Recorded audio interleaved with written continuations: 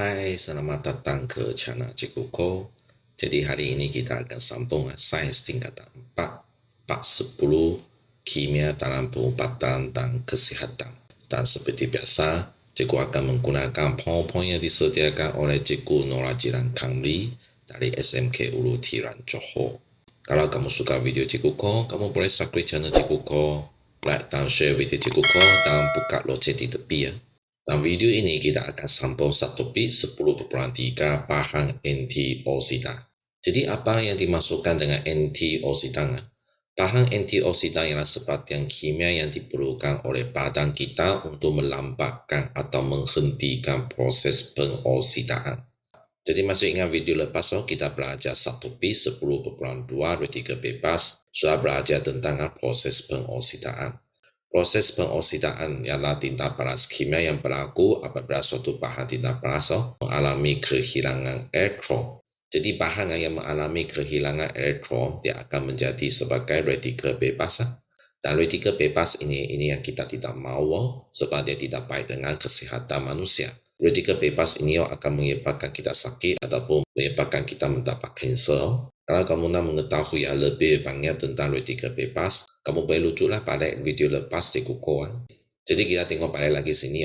Bahan antioksidan ialah sebagian kimia yang badan kita perlu untuk melambatkan atau menghentikan proses pengoksidaan. Tadi kita sudah cakapkan proses pengoksidaan ialah suatu bahan yang kehilangan elektron, lepas itu dia akan menjadi radikal bebas. Dan cikgu sudah cakap radikal bebas ini ialah tidak baik untuk kesihatan manusia. Jadi bahan antioksidan ini dia dapat menghentikan ataupun melambatkan proses pengoksidaan.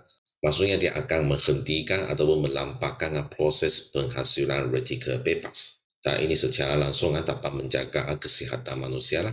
Seterusnya kita tengok bahan ini melindungi sel badan daripada kerosakan akibat radikal bebas dan dianggap sebagai barisan pertahanan terhadap risiko mendapat sesetengah penyakit.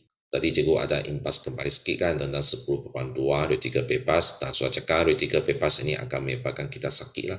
Dan bahan antioksidan ini dia ialah sebagai barisan pertahanan terhadap risiko mendapat sesetengah penyakit. Maksudnya dia dapat melindungi kita daripada sesetengah penyakit. Badan kita berupaya menghasilkan bahan antioksidan, namun apabila usia meningkat, keupayaan ini akan berkurang. Jadi sebenarnya bahan kita sendiri akan menghasilkan bahan antioksidan ini. Jadi apabila umur kita semakin meningkat, jadi keupayaan yang menghasilkan bahan antioksidan ini juga akan berkurang. Sebab itu tengok orang tua dia memang sangat senang sakit.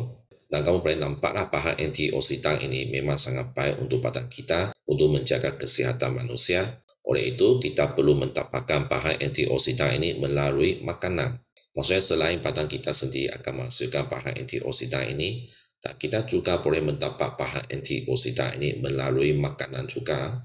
Jadi apakah makanan akan membekalkan bahan antioksidan ini kepada kita?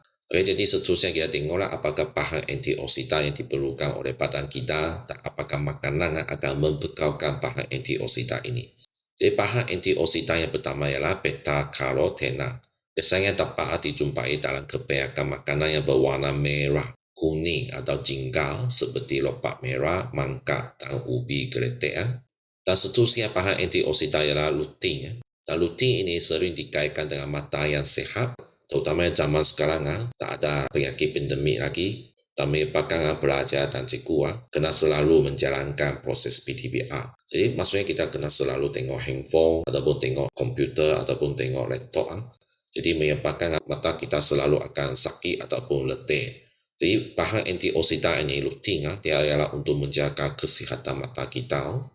Bahan antioksidan ini akan terdapat dalam kuantiti yang banyak dalam sayur-sayuran berdaun hijau seperti bayam, kubis dan brokoli. Sebab itu biasanya kita dinasihatkan mesti selalu makan sayur yang berdaun hijau untuk mendapat bahan antioksidan ini rutin menjaga kesihatan mata kita.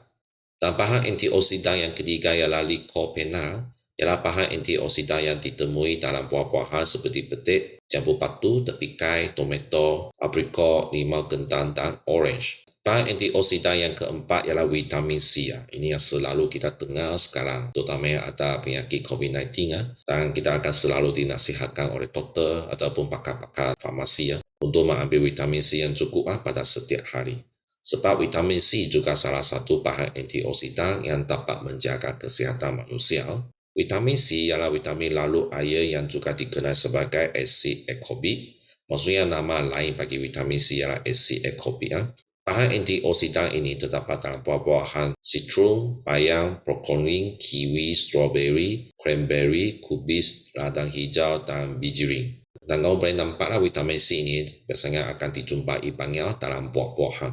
Sebab itu selain kita makan sayur banyak, dan kita juga kena makan buah-buahan yang banyak lah. Seterusnya bahan antioksidan yang terakhir yang kamu kena belajar ialah vitamin E. Vitamin E juga dikenal sebagai alpha-tocopherol.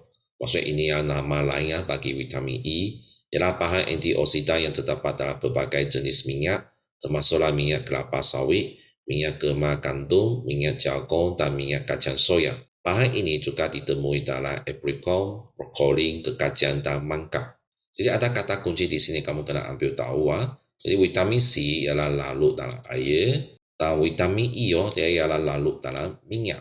Jadi kedua-dua vitamin dia tidak sama, satu larut dalam air dan satu larut dalam minyak. Dan kamu dapati bahawa vitamin E dia banyak dapat daripada minyak tumbuhan, bukan minyak haiwan. Jadi biasanya kita memasak pakai minyak tumbuhan lebih baik daripada minyak haiwan. Sebab minyak tumbuhan ialah minyak tak tepu, manakala minyak haiwan ialah minyak tepu. Jadi minyak tak tepu adalah baik dengan kesihatan kita, manakala minyak tepu ialah tidak baik kepada kesihatan kita. Dan kita akan belajar lebih banyaklah tentang minyak tepu dengan minyak tak tepu pada topik yang lain. Jadi tadi kita sudah belajar banyak tentang proses pengoksidaan. Jadi adakah proses pengoksidaan ini mata kita boleh nampak? Boleh sebenarnya boleh nampak. Jadi faktor yang mempengaruhi pengoksidaan makanan, proses pengoksidaan boleh dilihat berlaku kepada makanan yang terdedah kepada udara. Proses ini menyebabkan buah-buahan seperti apel dan pisang menjadi perang apabila dibiarkan terdedah kepada udara. Sebagai contohnya, kamu mengambil sebiji apel, lepas itu kamu potong dia kepada dua belahan. Jadi kamu letak apel itu terdedah kepada udara beberapa minit. Jadi kamu akan nampak apel itu asalnya dia ialah sangat segar, betul? Warna dia sangat cantik. Tapi suatu masa yang tertentu kemudian, you nampak apel ini yang kamu sudah potong itu, warna dia sudah tukar dari segar menjadi tidak segar. Dan kamu nampak apel ini dia berwarna cantik kan, menjadi warna dia menjadi perang. Dan you nampak ini warna ini kurang cantik dan kamu akan rasa tidak selesa untuk nak makan apel ini. Jadi ini kita tambahkan sebagai proses pengoksidaan berlaku pada apel itu. Jadi video ini sampai sini saja, dan video ini kita sudah belajar tentang proses pengoksidaan, yaitu sesuatu bahan kehilangan elektron tak akan menjadi radikal bebas. Dan radikal bebas ini memang tidak baik untuk kesihatan manusia, dan dia akan membawa penyakit kepada kita lah. Sebab itu kita memerlukan bahan antioksidan untuk melawan radikal bebas ini, supaya dapat mengekalkan badan kita dalam keadaan yang sihat. Tak ada 5 jenis bahan antioksidan yang kamu belajar lah. Dan banyak terdapat dari sayur-sayuran dan buah-buahan. Dan proses pengoksidaan boleh dinampak melalui mata kita. Sebagai contoh buah-buahan apel dan pisang. Jadi apabila kamu biarkan buah-buahan ini terdedah kepada udara satu masa tertentu, dia akan dari warna segar menjadi warna perang. Jadi ini adalah proses pengoksidaan yang berlaku lah. Jadi kalau kamu suka video Cikgu Ko, boleh subscribe channel Cikgu Ko, like dan share video Cikgu Ko, dan jangan lupa buka lonceng di tepi ya. Jadi kita jumpa lagi pada video yang seterusnya, oke? Bye-bye.